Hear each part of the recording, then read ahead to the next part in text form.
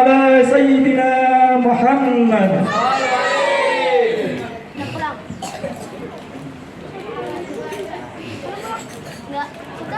Udah pulang.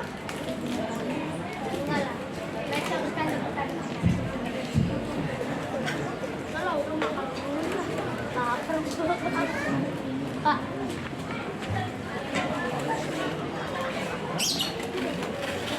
Assalamualaikum warahmatullahi wabarakatuh.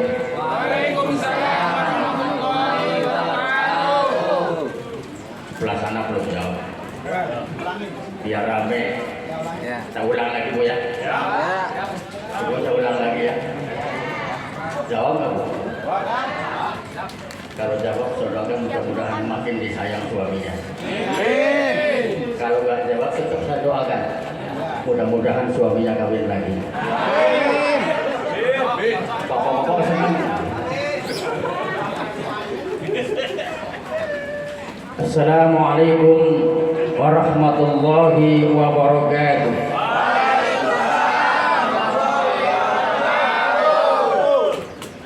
Bismillahirrahmanirrahim. Alhamdulillahirabbil alamin. Wassalatu wassalamu ala asyrafil anbiya'i wal mursalin sayyidina wa habibina wa syafi'ina wa maulana Muhammadin wa ala alihi wa ashabihi wa tabi'ina ila yawmi yasalin ila yawmiddin. Subhanaka la ilma lana illa ma 'allamtana innaka antal alimul hakim. La haulun wa la quwwatun illa billahil aliyyil azim. Amma ba'du. Para ulama dan para asatidz, khususnya ada Bapak Ustaz Amirun yang saya hormati, genap aparatur pemerintah khususnya Bapak Ketua RT yang saya hormati, Ketua Panitia, Ustaz Nandang, Bapak-bapak, Ibu-ibu hadirin sekalian, yang insya Allah semua yang hadir ini akan masuk dalam surganya Allah Subhanahu wa Ta'ala. Amin Allahumma. Kira-kira yakin nggak masuk surga Bu? Yakin. Bapak-bapak yakin nggak? Yakin. Semua yakin tapi tahu kapan. Ya yang penting dua modal yakin. Nabi Musa itu terkenal nabi yang doyan usul, cerewet. Salah satunya beliau pernah protes kepada Allah, ya Allah, semua manusia itu kan Engkau yang menciptakan. Kenapa di akhirat nanti tempatnya dipisah-pisah? Ada yang di neraka, ada sebagian yang di surga. Sudah saja masukkan ke dalam surga semua, kenapa dipisah-pisah? Kata siapa? Kata Nabi Musa. Kata Allah, sudah kamu jangan banyak ngomong lah, sorong.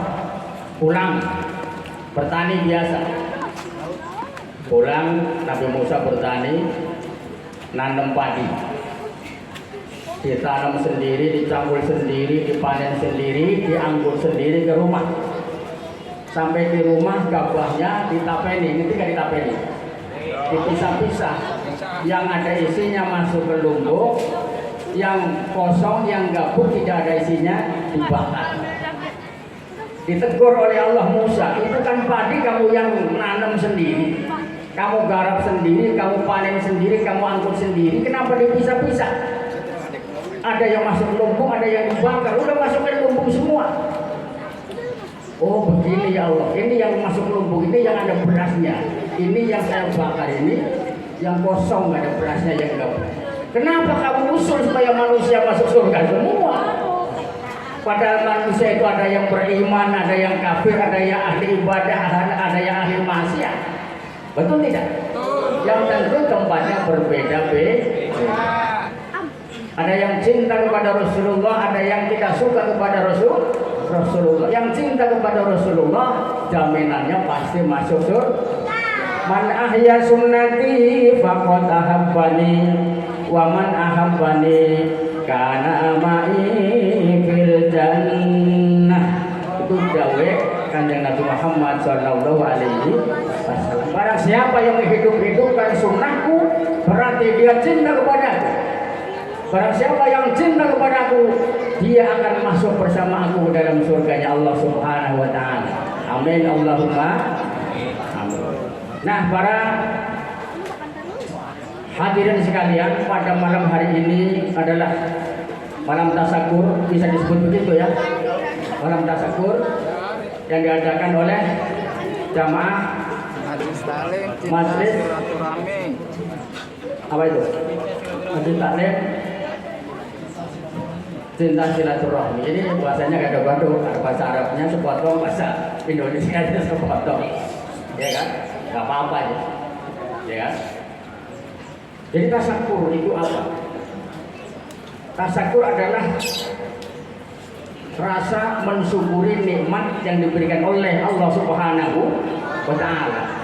Dan kalau bicara nikmat, ahli tafsir menjelaskan bahwa nikmat itu dibagi menjadi 3 tingkatan. Berapa, Bu? 3 tingkatan. Yang pertama adalah nikmatun saghiratun, nikmat yang kecil. Apa nikmat yang kecil itu? Nikmat yang kecil adalah nikmat harta benda, nikmat materi. Itu namanya nikmat kecil, yang sering kali dikejar oleh manusia dari pagi sampai sore. Kadang cara mendapatkan pun dengan cara yang tidak halal untuk mendapatkan nikmat yang kecil. Kalau ada petani yang punya sawah 100 hektar, dia baru mendapatkan nikmat yang kecil. Ada punya pengusaha yang punya 100 pabrik, dia baru mendapatkan nikmat yang kecil. Nah, nikmat yang kecil ini sering dikejar oleh manusia dengan mengabaikan kepentingan akhir menumpuk harta. Manusia sering terjebak ke dalam perlombaan harta. Maka Allah sendiri dalam Al-Quran, alhaakumut takatsur hatta zurtumul maqabir. Celaka orang yang berlomba-lomba menumpuk harta. Sampai kapan perlombaan itu terjadi? Hatta zurtumul maqabir, sampai masuk ke ruang kubur, dia kubur, baru selesai bicara perlombaan harta. Kemudian yang kedua adalah nikmatul kabiratun, nikmat yang besar. Nikmat yang besar adalah nikmat kesehatan jasmani dan ketenangan jiwa. Jadi kalau ada orang badannya sehat, jiwanya tenang, berarti mendapatkan nikmat yang besar. Maka ketika seseorang kesehatannya sedang terganggu dengan berbagai macam penyakit, maka uang harta yang selama ini dicari dan dikumpulkan, maka pasti akan siap dikeluarkan demi untuk mengobati penyakitnya yang ada di dalam diri. Kenapa? Dia menganggap bahwa kesehatan itu lebih penting daripada harta. Jasmaninya sehat, jiwanya juga tenang. Kita harus bisa membedakan antara senang dengan tenang, ya kan? Beda gak kira-kira? Sampean habis kerja gajian, senang nggak? Tenangnya kapan? Tenangnya waktu berinfak, waktu bersedekah itu tenang. Maka orang yang jarang berinfak, jarang yang bersedekah, bisa dipastikan jarang mengalami ketenangan. Kemudian nikmat yang ketiga, tingkatan yang ketiga adalah nikmatul kamilatun, yaitu nikmat yang sempurna.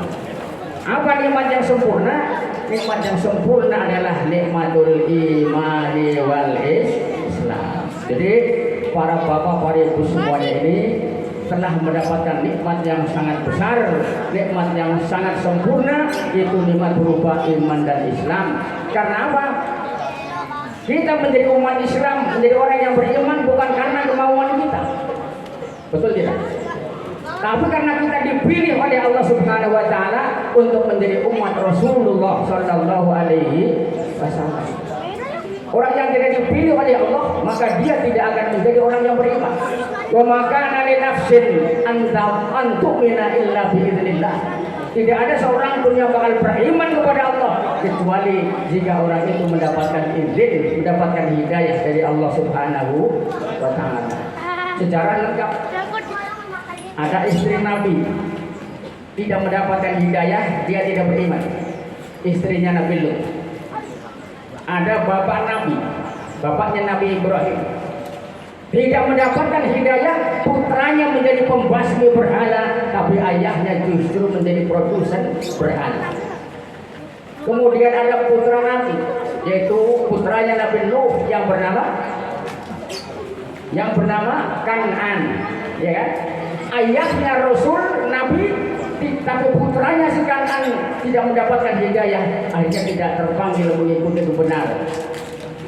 Bahkan ketika banjir bandang hendak Allah datangkan untuk menenggelamkan kaumnya Nabi Nuh yang menolak agama, umatnya Nabi Nuh semuanya sudah naik kapal, ternyata putranya sendiri belum naik, masih ada di bawah. Naluri kasih sayang seorang ayah kemudian memanggil-manggil. Nabi Nuh memanggil putranya Kan'an, ya bunayyarkan mana wala takum ma'al kafirin. Wahai putraku Kan'an, mari naik bersama kami nak. Kamu jangan bersama orang-orang kafir, karena sebentar lagi mereka akan dilibas mati oleh banjir bandang. Tapi si Kan'an menolak. Si Kan'an menjawab, qala sa'awi ila jabali ya'simuni minal ma'. Kau usah panggil saya ayah. Saya mau naik gunung saja, pasti saya akan selamat dari banjir bandang, kata si Kan'an. Ternyata si Kan'an naik ke puncak gunung, banjir bandang, tsunami naik, gunungnya tenggelam, si Kan'an pun mati dalam keadaan kafir. Nauzubillah. Sampai kepada keluarga Rasulullah SAW pun tidak semuanya beriman. Abu Jahal juga termasuk pamannya, Abu Lahab. Dia juga selalu berusaha untuk membunuh keponakannya Nabi Muhammad SAW. Ada satu pamannya yang tidak mau masuk Islam, yaitu yang bernama Abu Thalib. Tapi beliau sayang dan melindungi keponakannya Rasulullah SAW. Suatu hari Rasulullah merayu membujuk pamannya, wahai paman, tolong baca 2 kalimat syahadat saja paman, agar aku keponakanmu ini punya alasan untuk membela paman nanti di akhirat. Sebab kalau paman tidak pernah membaca 2 kalimat syahadat, nanti di akhirat saya tidak bisa membela apa-apa paman. Itu kata Rasulullah Shallallahu Alaihi Wasallam. Akhirnya turun ayat, wa innaka la tahdi man ahbabta walakinnallaha yahdi man yasha. Muhammad, kata Allah, sudahlah, jangan kau rayu-rayu pamanmu, jangan kau pujuk-pujuk pamanmu untuk masuk Islam, karena kamu tidak akan sanggup memberikan hidayah kepada orang yang mencintai kamu sekalipun. Tapi Allah lah yang punya hak prerogatif untuk memberikan hidayah kepada siapa saja yang dikehendaki oleh Allah Subhanahu. Maka kita patut bersyukur, kita keponakan Nabi saja bukan, ya kan? Hidupnya pun sangat jauh, cara hidupnya sangat jauh, tapi kita dipilih oleh Allah Subhanahu wa taala untuk menjadi umat Rasulullah Shallallahu Alaihi Wasallam. Kita tidak rugi jika kita tidak menjadi orang kaya. Tidak ada ruginya jika kita tidak menjadi pejabat tinggi. Tapi akan sangat rugi jika kita tidak dipilih menjadi umat Rasulullah Shallallahu Alaihi Wasallam.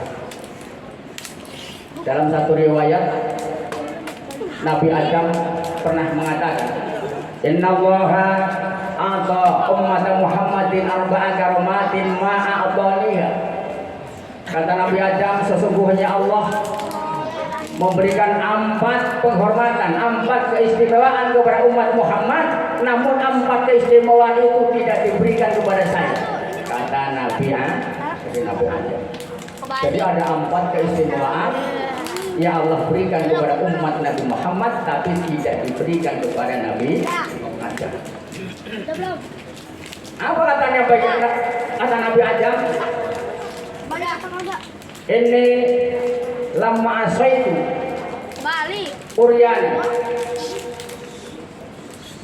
Dulu waktu saya berbuat dosa, melanggar larangan Allah, dilarang makan buah kuldi, tapi saya tetap melanggar, maka Allah jadikan saya telanjang. Jadi begitu Nabi Adam berbuat dosa sama Ibu Hawa, langsung ditelanjangi oleh Allah Subhanahu wa Ta'ala. Wa ummatu Muhammadin ya'sunallaha wa yalbasuhum.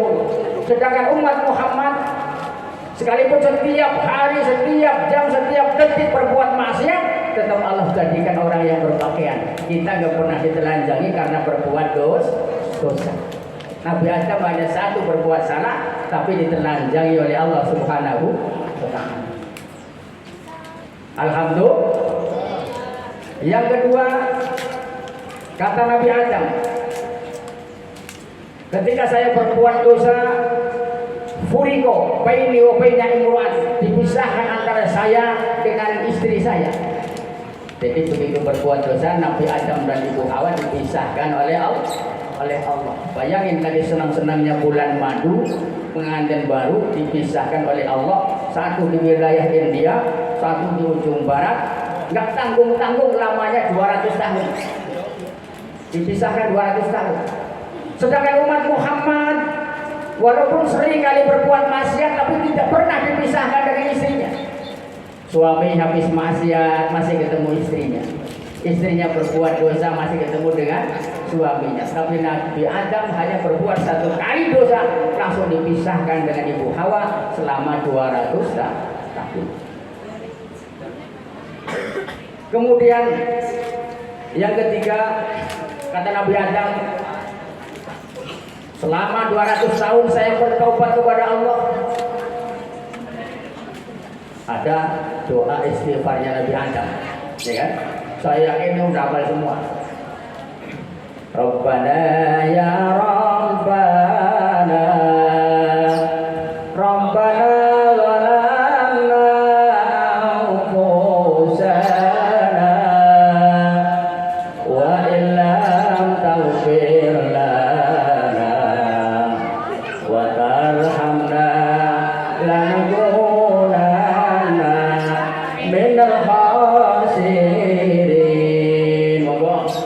Rabbana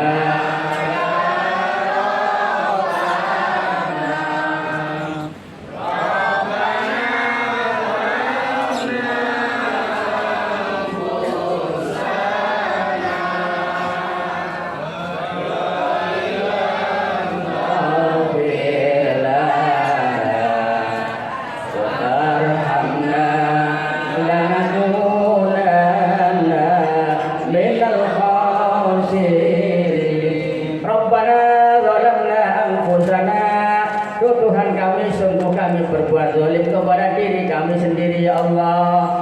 Wa illam taghfir lana, maka jika Engkau tidak memberikan ampunan kepada kami, wa tarhamna, dan tidak memberikan rahmat kepada kami, lanakunanna minal khasirin, maka pasti akan masuk dalam golongan orang-orang yang rugi. Muter-muter di berbagai daerah wilayah, tapi doanya belum diterima oleh Allah. Taubatnya kapan ditoat? Taubatnya diterima setelah masuk ke padang Arafah, tempat para jamaah haji melaksanakan wukuf di Arafah. Alhamdulillah saya sudah pernah ngalamin di situ tahun 2018. Itu pun bertawasul dengan menjual nama Nabi Muhammad SAW. Ya Allah, atas nama hambamu yang mulia Muhammad, saya mohon ampun kepadamu, ya Allah. Kata Allah, kamu tahu dari mana? Muhammad itu belum saya ciptakan, ya kan? Muhammad belum bisa ciptakan, itu masih lama saya ciptakan nanti di akhir zaman. Kamu tahu dari mana? Betul ya Allah, ketika kau ciptakan saya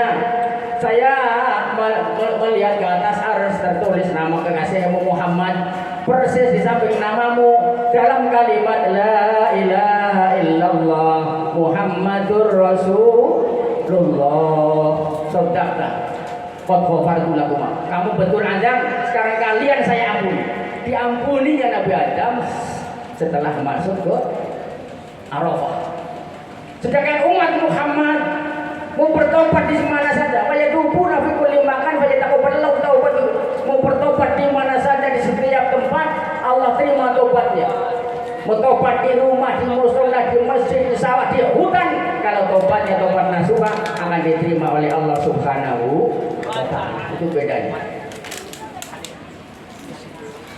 Itu tadi yang keberapa? 3. Satu lagi ya. Satu lagi kata Nabi Adam, ketika lama asaitu fa akhrajani minha. Saya berbuat satu dosa, saya dikeluarkan dari surga. Saya berbuat dosa di dalam surga. Kemudian Allah keluarkan saya dari surga. Tapi umat Muhammad berbuat dosanya di luar surga, di dunia. Tapi akhirnya dimasukkan ke dalam surga. Berbuat dosanya di berbagai tempat, ya kan? Di mana-mana kan banyak tempat maksiat. Majelis taklim banyak, majelis maksiat juga banyak, benar tidak? Betul kan? Apalagi yang namanya lembah hitam dulu itu di mana-mana ada.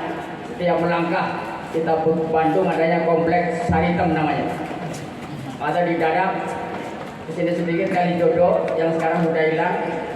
Lari ke Priok ada Bongkaran, Kramat Tunggak, ya kan? Lari ke Indramayu, kompleks namanya Sumur Adem. Di Tegal ada Peleman, Pemalang ada Pelawangan, di Comal ada kompleks Sunan Kuning, Kandang Kebo.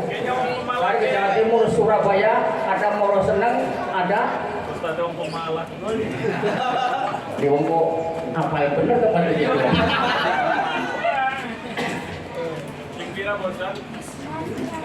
Tahun 90-an saya udah aktif ngisi pengajian di Masjid Kalijodo. Zaman rame-ramenya Kalijodo. Saya sebulan sekali ngisi pengajian itu. Yang bingung itu kalau pulangnya kan udah malam. Bertua tanya, dari mana? Kalijodo. Hah? Ngapain Kalijodo? Ngajar ngaji Pak, bukannya ngeteng saya.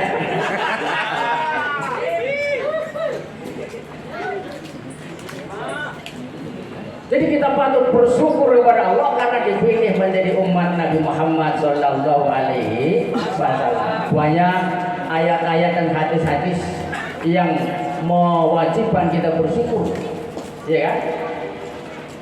Salah satunya dalam Al-Quran ada.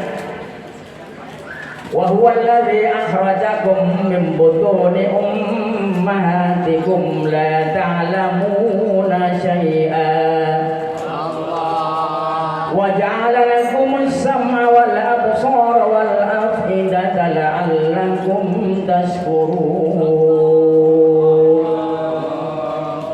Jadi dialah Allah yang mengeluarkan kamu membutuni ummahatikum dari perut ibu kamu. Jadi yang mengeluarkan kita dari perut ibu kita siapa? Siapa Pak? Cinta Bu? Bukan dokter? Bukan dukun bayi? Ada tetangga hamil sudah bulannya, perutnya mules, terasa mau melahirkan.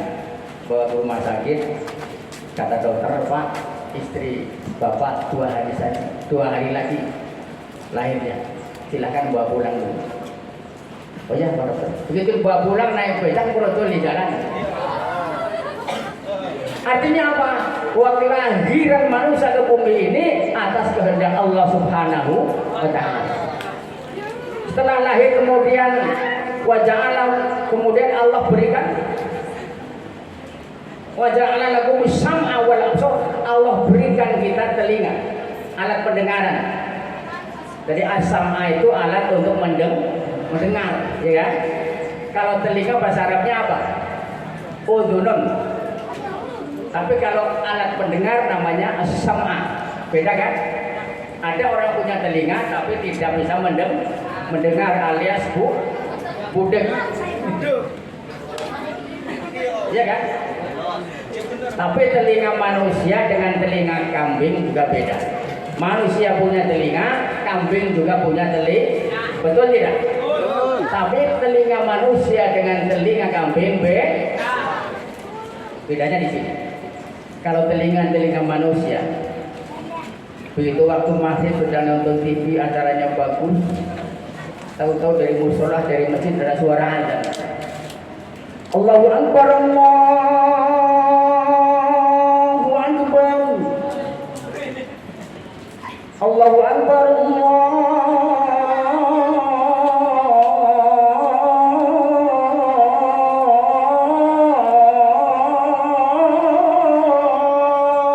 Akbar. Bagus ya? Padahal nomor 2-nya ini. Nomor 1-nya belum dikeluarin. Urusan azan udah umur segini saya siap bersaing dengan anak muda. Sempat jadi kori waktu MI, waktu usia remaja. Sudah itu enggak lagi. Kebetulan kakak kandung Ustaz Muhammad Zeta itu guru saya yang bernama Ki Ahmad Zabidi Sena. Jadi saya mengenal Ustaz Imron dan Muhammad itu dari beliau masih mondok, dari masuk juara kabupaten, provinsi. Karena saya jadi murid kakaknya. Kalau yang mendengar suara orang manusia pasti tahu, wah ini suara Allah, ya kan? Matikan TV-nya, ajak anaknya ambil wudhu, kemudian sholat. Tapi kalau yang dengar kambing, kira-kira gimana? Ada suara Allah? Biarin. Yang lagi makan tetap makan, yang lagi tidur tetap tidur. Itu karena yang mendengar suara kambing. Maka kalau ada manusia sudah diberikan nikmat berupa pendengaran, tapi ketika mendengar suara azan tidak pernah tergerak hatinya untuk melaksanakan sholat, berarti telinganya telinga, suaranya bagaimana?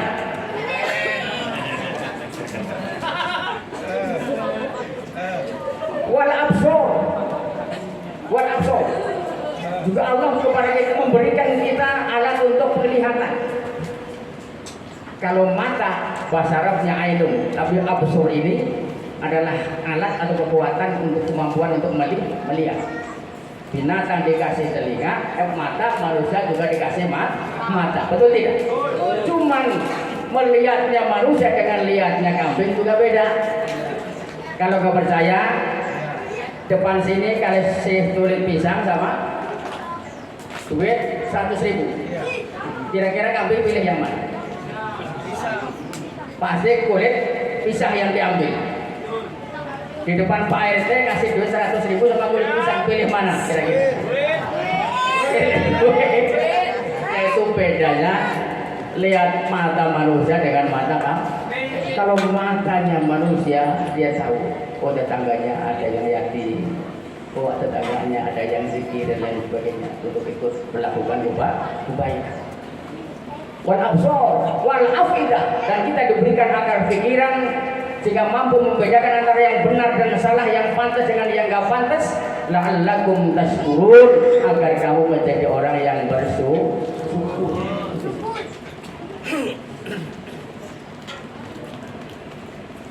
Jadi begitu, syukurnya kita menjadi umat Nabi Muhammad Sallallahu Alaihi Wasallam. Yang kita tahu bahwa beliau disanjung, dipuji oleh berbagai pihak, bukan karena jabatan tinggi, bukan karena hartanya yang banyak, tapi beliau disanjung, dipuji oleh berbagai pihak karena keluhuran akhlaknya Rasulullah Sallallahu Alaihi Wasallam. Allah saja yang menciptakan Rasulullah, Allah memuji. Nabi Muhammad dipuji oleh Allah. Wa innaka la'ala khuluqin azim. Wa innaka la'ala khuluqin azim. Sesungguhnya engkau Muhammad itu berada dalam akhlak yang sangat mulia. Allah yang menciptakan Nabi pula disanjung, dipuji oleh Allah karena apa? Karena akhlaknya. Kemudian banyak ulama-ulama yang menciptakan syair-syair yang isinya juga pujian kepada Rasulullah Sallallahu Alaihi Wasallam. Salah satu contohnya adalah anta syamsun, anta badrun, anta nurun fawqa nur, anta iksiru wa qalli, anta misbahus sudur. Apa nggak kira-kira? Anta syamsun, anta badrun, anta nurun fawqa nur,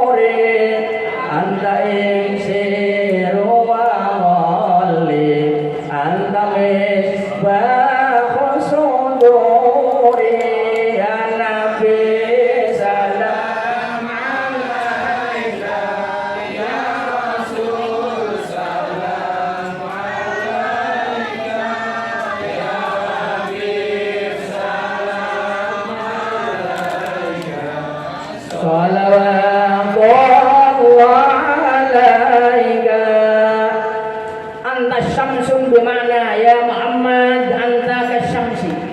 Engkau bagaikan matahari, memberikan sinar kepada dunia, begitu besar cahaya jasanya, tapi tidak pernah merasa berjasa, apalagi meminta balasan jasa. Itu Rasulullah. Beda dengan kita, berjasa sedikit, kadang-kadang nembung-nembung dada. Orang mau kayak gua doang, ya kan? Mengaku paling berjasa, tapi di sini nggak ada. Yang ada di tempat saya sebenarnya. Rasulullah seperti itu. Diibaratkan, digambarkan ya Muhammad anta kasyamsi, engkau bagaikan matahari, begitu besar jasanya, tapi tidak pernah merasa berjasa, apalagi meminta balasan jasa. Anta badrun, bimana anta kal badri ya Muhammad, engkau bagaikan bulan purnama yang memberikan warna tapi menyejukkan. Anta nurun fawqa nur, engkau adalah cahaya di atas cahaya.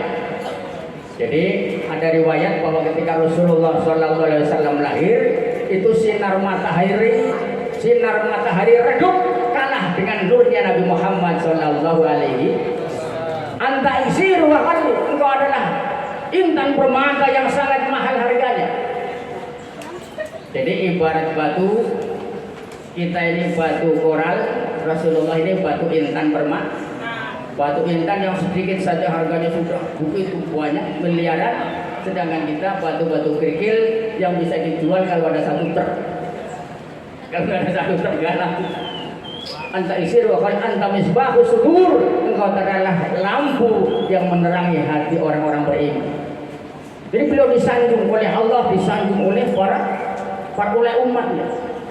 Bukan hanya itu, bahkan beliau juga disanjung oleh orang di luar Islam. Ada orang Barat yang bernama Michael Hart. Michael Hart ini beragama Kristen. Dia pernah membuat daftar 100 tokoh dunia dengan buku yang berjudul 100 of the Red. Jadi 100 tokoh ternama, terkemuka. Di antaranya ada Napoleon Bonaparte, Archimedes, Newton, Braille dan lain sebagainya. Bahkan ada nama Nabi Muhammad SAW. Bahkan ada nama Yesus, Nabi Isa yang dianggap sebagai Tuhan. Cuma di dalam membuat susunan 100 daftar nama-nama tokoh terkemuka di dunia, ada hal yang mengejutkan umat Islam, yang mengejutkan dunia Islam. Kenapa? Karena si Michael Hart ini menempatkan nama Nabi Muhammad di atas nama Nabi Isa. Padahal Nabi Isa dia yakini sebagai Tuhan ya Yesus, tapi ditempatkan di bawah, padahal dia orang yang beragama Kristen. Ada tokoh Islam yang bertanya, Michael Hart, saya mau tanya, kenapa Anda menempatkan nama Muhammad di atas, sedangkan kamu sebagai orang Kristen tidak percaya atas kenabian dan kerasulan Muhammad, tapi Anda menempatkan nama Nabi Isa di bawah, sedangkan dia dianggap sebagai Tuhan Yesus oleh kamu.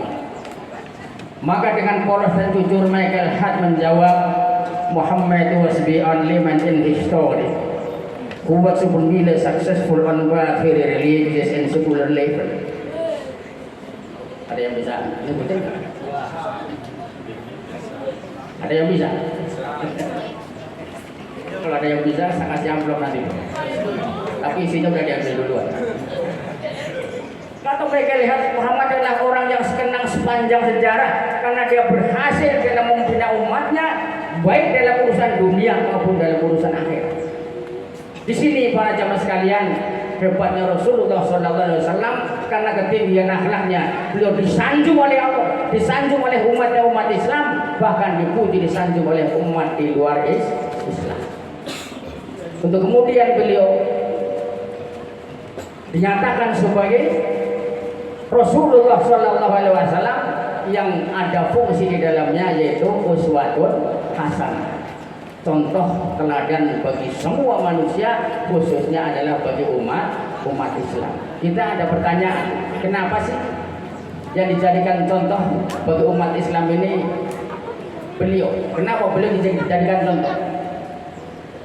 Jawabannya adalah yang pertama, Beliau dijadikan contoh karena beliau adalah manusia, hidup dan berjuang secara manusiawi. Maka kalau manusia disuruh mencontoh manusia, tentu hal yang wajar. Yang tidak wajar itu kalau manusia disuruh mencontoh jin, disuruh mencontoh malaikat. Betul tidak?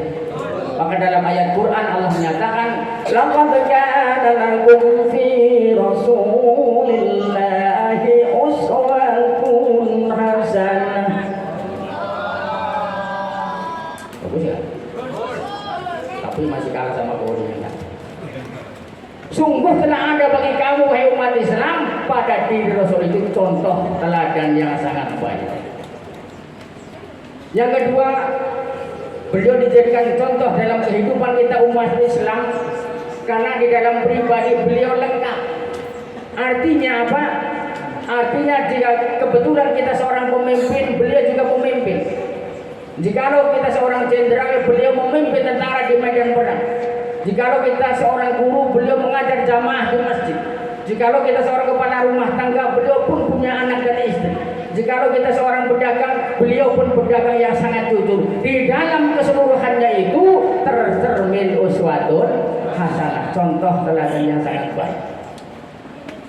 Yang tidak boleh lupa lagi kecintaan beliau yang sangat tulus dan sangat besar kepada umatnya, yang beliau tunjukkan.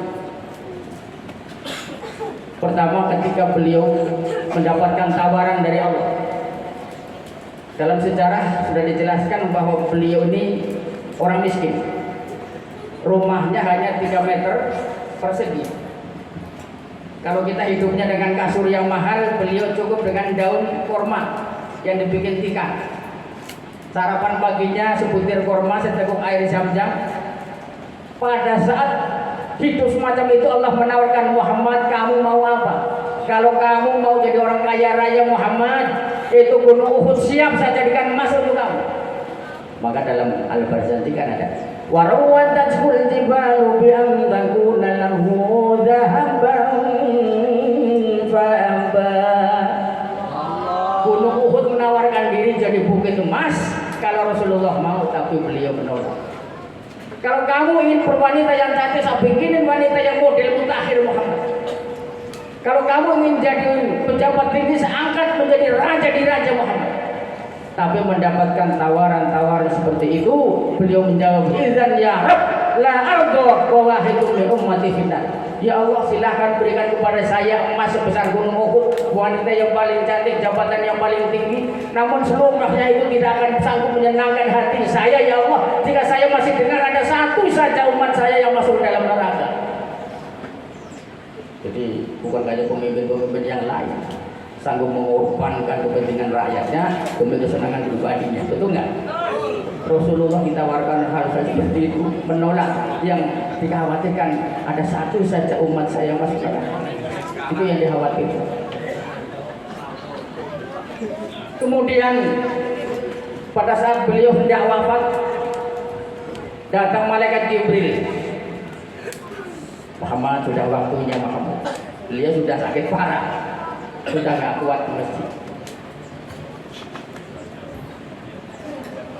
Israelnya belum datang, malaikat Jibril. Aja Rasulullah bertanya, Jibril, kalau memang ini sewaktunya saya kembali kepada Allah, mali indallahi minal karamah, penghormatan apa yang Allah berikan kepada saya, Jibril? Jangan khawatir Muhammad. Inna abwaabas sama qad futihat wal malaikatu sufufan yantaziruna li ruh. Pintu-pintu lain sudah terbuka, malaikat sudah berbaris menunggu ruhmu Muhammad. Itu saya Jibril. Iya Muhammad, untuk kamu. Kalau umat saya bagaimana Jibril? Umat saya, umatmu juga jangan khawatir Muhammad, karena Allah sudah menyatakan, inni haramtul jannata ala sairil umam hatta tadkhulah ummatuka. Aku haramkan surga untuk umat-umat yang lain kecuali jika umatmu sudah masuk ke dalam surga duluan. Amin Allahumma. Jadi walaupun kita umat bontotan, insya Allah dengan kemuliaan Nabi Muhammad SAW kita mendapatkan prioritas untuk masuk surga lebih dahulu. Oleh karena itu, para bapak, para hadirin yang pada malam hari ini hadir, mari kita tingkatkan rasa cinta kita kepada Rasulullah SAW. Satu dengan apa? Ya, tanda-tanda orang cinta kepada Rasulullah SAW. Wa alamatu hubbihi, salah satu tanda orang yang cinta kepada Rasul adalah sering menyebut namanya. Menyebut namanya tentu bukan Muhammad, tapi dalam bentuk membaca sholat. Yang kedua, wa alamatu bi hubbihi ayyatakhallaqu bi akhlaqihi. Salah satu tanda-tanda cinta kepada Rasulullah, kita juga berakhlak dengan akhlaknya Rasulullah Shallallahu Alaihi Wasallam. Insya Allah dengan kita mempertahankan rasa cinta kepada Rasulullah Shallallahu Alaihi Wasallam, kita akan mati dalam husnul khatimah. Kita nanti di akhirat akan diakui sebagai umat beliau, dianggap untuk layak mendapatkan syafaat dari Rasulullah Shallallahu Alaihi Wasallam. Kita akan senang berjumpa dengan Allah. Allah pun akan ridho berjumpa dengan kita. Amin Allahumma. Sudah ya? Sudah. Cukup kamu ya? Cukup. Katanya mau ada PR lagi tadi. Kalau tidak lanjut aja kamu mati nggak dengerin. Ini pertama kali saya ngoceh di sini ya. Masih sama-sama satu RW, tapi mungkin juga banyak yang belum kenal. Nama saya masih nama warisan Haji Komarudin bin Kiai Muhammad Cakman. Alhamdulillah ayah saya itu almarhum Kiai Muhammad Cakman, mbah saya Kiai Muhammad Suhaib, buyut saya Kiai Abdul Wahid. Ya, saya sebelum di Jakarta ya alhamdulillah sempat ngaji, mati Kiai Sakmari, Kiai Nasir. Kiai Nasir ini putranya Kiai Abdul Karim. Kiai Abdul Karim gurunya ayah saya. Saya ngaji juga oleh Kiai Sobrawi, Kiai Tosim, Kiai Maskur, Kiai Taufik, termasuk Kiai Ahmad Jawidi, kakak kandungnya Ustaz Muhammad. Sampai ke Jakarta sempat ngaji lagi juga di Darul Rahman yang dipimpin oleh Al-Mukarram Muhammad Mahmud. Bahkan waktu saya nikah tahun 86 beliau yang ceramah. Alhamdulillah anak saya juga pada alumni sana semua. Tapi sekarang ada beberapa yang sudah sarjana. Mari kita sama-sama berdoa. Ya, ada sama berdoa yang akan dipimpin oleh Al-Mukarram Bapak Ustaz Amir. Waktu dan tempat kami persilakan. Jadi saya akhiri, kurang lebih mohon maaf. Assalamualaikum warahmatullahi wabarakatuh.